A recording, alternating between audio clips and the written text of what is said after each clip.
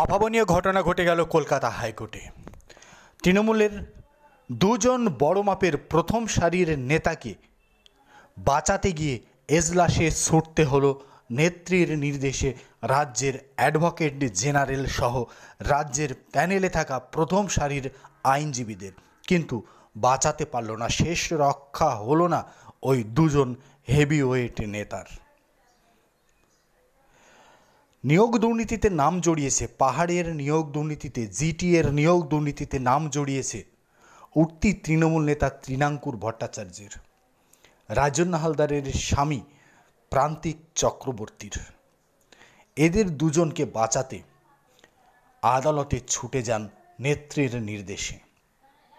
আদালতে গিয়ে আবেদন করেন, হুজুর এবারকার মতো এদের বিরুদ্ধে সিবিআই তদন্তের স্থগিতাদেশ দিন, সিআইডি তদন্ত করুক, সিআইডি অত্যন্ত ভালো কাজ করে, সিআইডি তদন্ত করলেই সব সমস্যার সমাধান হবে, আসল অপরাধীরা বেরিয়ে আসবে।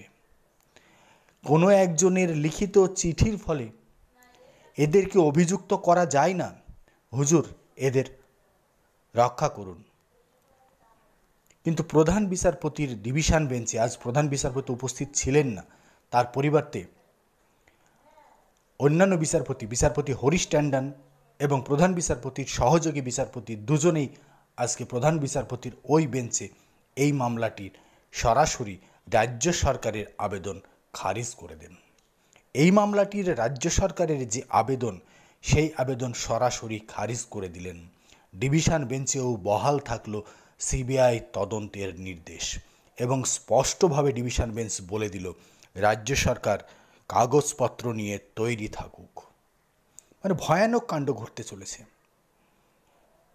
এর আগে একাধিক নেতা মন্ত্রী প্রত্যেকেই কিন্তু নিয়োগ দুর্নীতিতে জেলে রয়েছেন। পার্থ চট্টোপাধ্যায়ের বাড়িতে 50 কোটি টাকা পাওয়া গিয়েছে। তৃণমূল নেতারা বলেছেন 50 কোটির দায় পার্থকেই নিতে হবে।